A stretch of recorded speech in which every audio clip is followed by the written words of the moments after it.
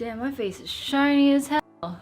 Hello everyone, hope you are well, and I really hope you didn't catch coronavirus. Oh god, what a state the world is in these days, huh? But it's okay, we will adapt, we will make it through because that's what humankind has done for millions of years. Okay, so a lot of companies in the Bay Area, and I'm sure in other places, are enforcing / really strongly recommending everyone to work from home to prevent the spread of coronavirus. So I thought it would be a really good opportunity for me to talk about helpful tips in working from home. For some of you, this might be like your first time working from home, and for others, this might not be anything new because you work from home usually anyways.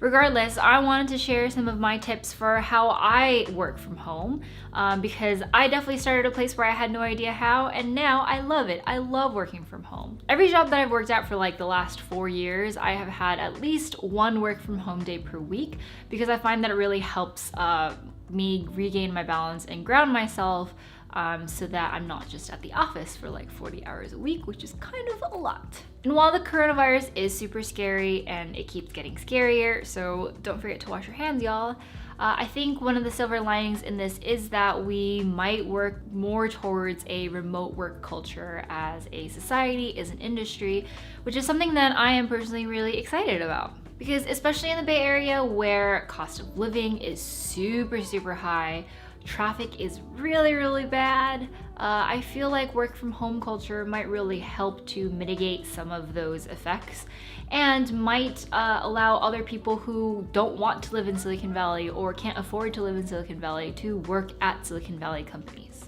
And I know that remote work does have its implications in that sometimes people say that it makes them work for longer hours because it's hard to separate between work and life. I think that as long as you keep some structure to yourself and that you have some routines that you like to follow and that you figure out something that works for you, then it can totally work. And I know some of y'all are like the ones that just like really want to go to the office because you just want to see people, and I feel the same way because I currently identify as more of an extrovert. But right now we're in a pandemic, so stay at home and don't spread germs and don't get sick. So we're in this together, y'all, and I wanted to share my tips and tricks. Also, if you have any tips and tricks of your own, leave them in the comments down below, as always. So let's get this thing started. And before that, if you were maybe brought here by the algorithm and to me, then thank you, algorithm. And hello, my name's Mayuko. I make videos about tech and lifestyle and career advice stuff. So please consider subscribing or just watching some of my other videos, which I'll link up here. So the thing that I wanted to address first is kind of the theme that underlies all of these tips that I'm going to talk about, which is about structure. So when you're working from home, you're literally in the comforts of your own home, and I know it's really enticing to just rest and chill and watch TV and do whatever. And if you want to, that's fine, that's your own truth, whatever. But for me, when I am in the mode of, hey, I want to do stuff and I want to get work done, then creating some structure in my day-to-day so that I get there seamlessly and easily without needing to pull my mental state along to get there, that's, I think, really an important part about having a successful work from home environment.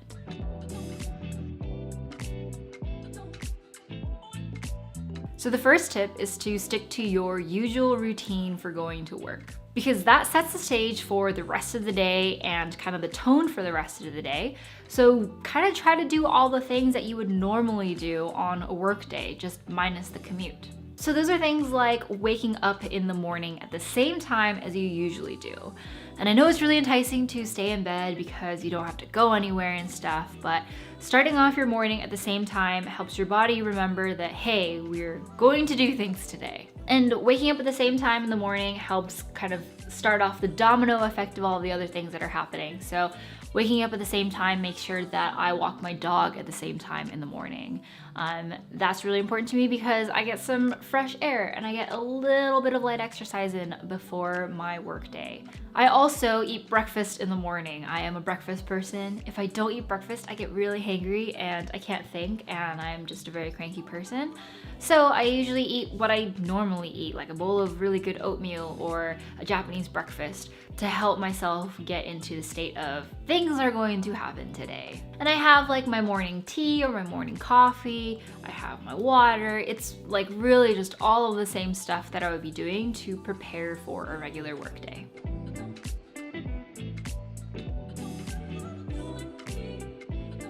So step number 2 goes hand in hand with the morning routine, which is about getting clothes and getting yourself physically ready for a workday. Again, I know it's really enticing to just stay in your pajamas all day, but I think that at least getting out of your pajamas into something else.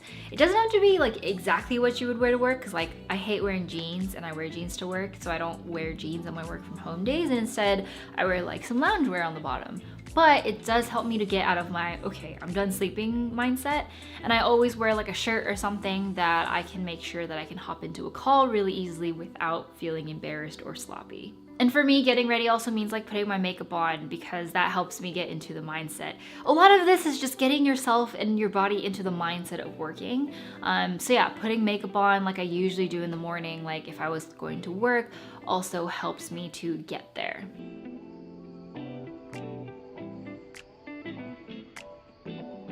Tip number 3 is about your working location. So I know, again, really enticing to work from your bed because it is the most comfortable place in your house. But get yourself out of there. Find a spot that you are going to call like your office. If you have a desk at home like I do, then great spot. If you don't, then your dining room table is a great spot. Also, like your living room couch is a great spot. Just somewhere other than your bed, or somewhere that you see as relaxation. And having a space that you can claim, that you can just call your kind of mental space, is really important, because having a space like that helps you to better context switch between work and home as well. And so make sure that this area is clean, make sure that it is quiet, make sure that it's somewhere that you can take phone calls or video calls really easily in case that you need to hop onto something. I think just having a location for something like that is really important for working from home.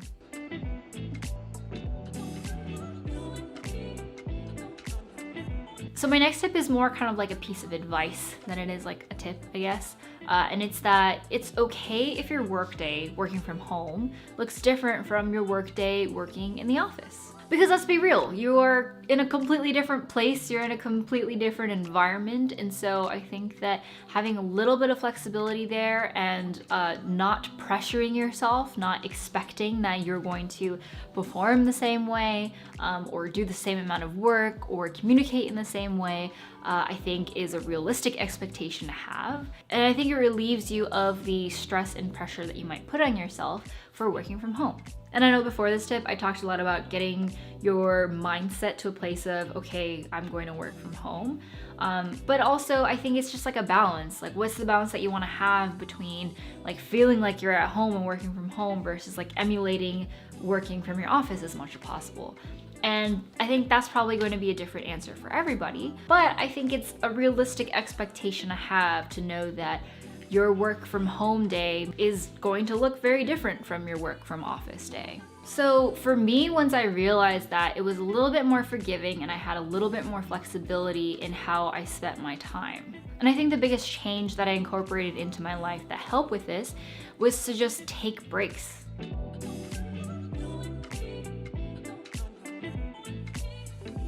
Because breaks are important. When you're in an office, you take breaks when you go to the bathroom, when you're getting a snack, when you join a conversation that's around your desk with your coworkers.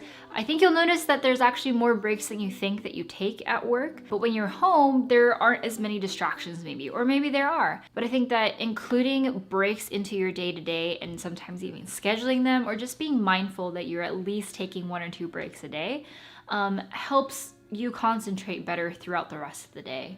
So I take breaks during the day by like going to the bathroom, making myself some more tea, taking my dog out on an afternoon walk to get some fresh air. I also like to make lunch at home when I'm working from home because I feel like it uses a completely different part of my brain from coding and also eating. And sometimes I'll just like watch TV while eating too. And so those breaks are really important to me because they help ground me and create that like, okay, I can rest my brain from the work that I've been doing like 20 feet away, and just let myself like relax a little bit so that I can reset for later.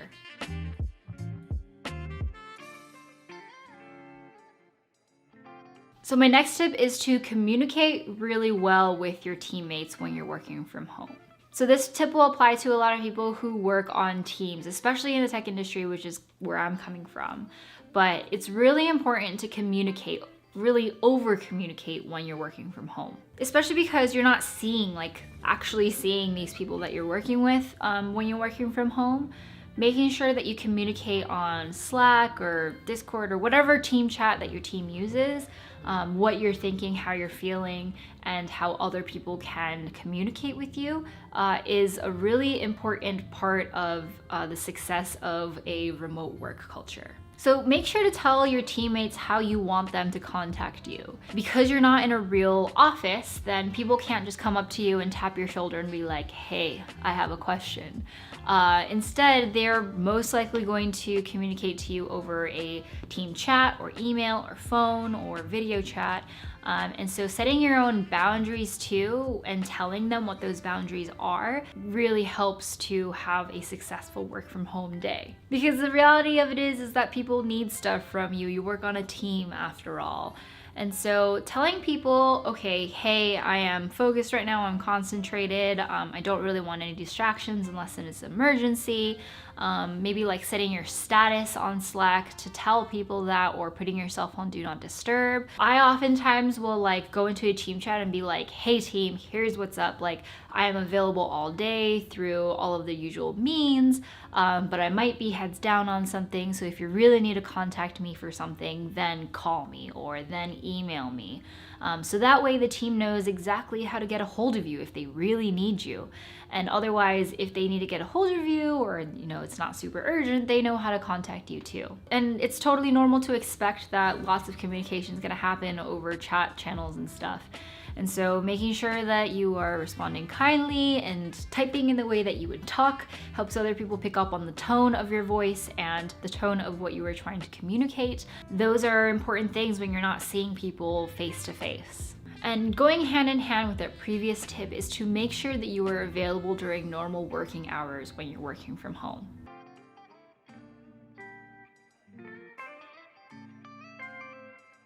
Because you work on a team and everybody works full time, everyone wants to depend on each other and needs to depend on each other to get the things that they need when they need it. So make sure that you're working the regular hours that you would usually like 9 to 5. And let people know if you're stepping away from the computer or you need to just take a break for a little bit. Just let them know so that they know exactly what you're up to, so that they don't have to keep guessing like, where are they? Like, why can't I get any help from them? I think that helps teammates trust you and know exactly how to communicate with you so that they're not left guessing like, when are you going to be available? So for me, I also always make sure that my sound is on for notifications and all my chat notifications are on my phone. I also make sure that everything's on my computer and my computer is fully charged so that I can respond to anything quickly should anything come up. And also being available when you usually are means that it's also okay to be unavailable when you're usually unavailable. Make sure to log off at the end of the day when you would usually leave work and create boundaries, because otherwise it's really easy to work like a 12-hour day. So just close your laptop, let people know like, hey, I'm off for the day, like let me know if there's anything that comes up, but otherwise I'll see you tomorrow. I think creating boundaries like that between you and your teammate really helps you to create boundaries between your work and home too. So make sure that you communicate all of those things. I know it can be kind of uncomfortable because you're talking about like your boundaries with people that you might not have ever talked about before, but ultimately that really helps with kind of your mental state and your emotional state in working from home. And it also just gets rid of a lot of awkwardness and tension that could otherwise exist. So I highly recommend doing this. So we're on my last couple of tips, which are all meant to prevent the kind of stir-crazy feeling that you get from working from home multiple consecutive days. I know that some people in the Bay are already feeling this because it's like day 3 of working from home, and not seeing other people for that long can be quite a long time for some folks.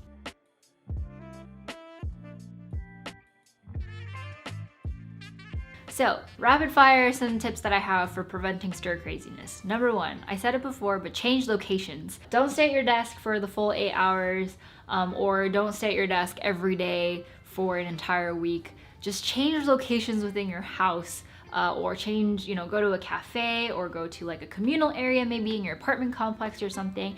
Just have a change of scenery, and that will help a lot.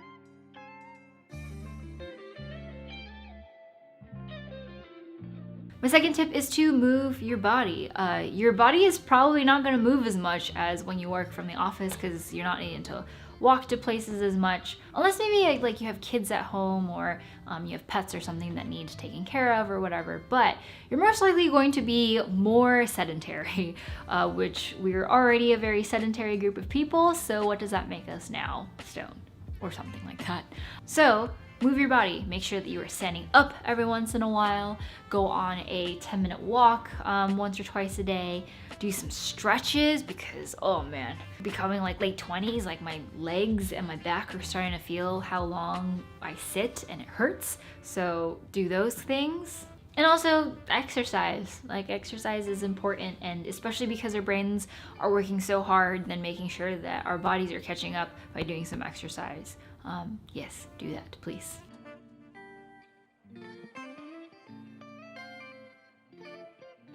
My last tip for preventing stir craziness is to use a Pomodoro timer, which I think really helps with kind of the focus and motivation bit. You could work from home and stay super focused for 6 hours a day, but I am not one of those people. And so having like small incremental chunks in which I work and then I take a break, and then I work and then I take a break helps kind of make sure that I'm changing up things and that I'm not just sitting there with my own thoughts for hours on end. There's a lot of systems out there that can help track your work time and your rest time. I use a Pomodoro timer. There's a bunch of apps out there that you can use to help you pace your focus time and your break time, but I find that it really helps me to hone my focus, especially when I'm working from home. Cool, so those are my tips for working from home. I hope that this was helpful. I really enjoy working from home. I actually prefer that as my default, if anything, because I feel like I have more control over my day-to-day, and I can have a more balanced work-life balance, I guess, especially because I can easily context switch between work and home better. But I hope that your area is not super impacted by coronavirus. And if it is, I'm sorry, but we will make it through, we'll be fine. And see this, I hope, as an opportunity for how to work from home better, as well as how to be more compassionate to each other and take care of each other. So that is it for today. I hope you like this video. Hit thumbs up, click subscribe, leave a comment, be happy, don't worry, whatever you want. 7 rings. Or something like that. That's how that song goes, right? Thanks so much for watching, and I will see you next time. Bye!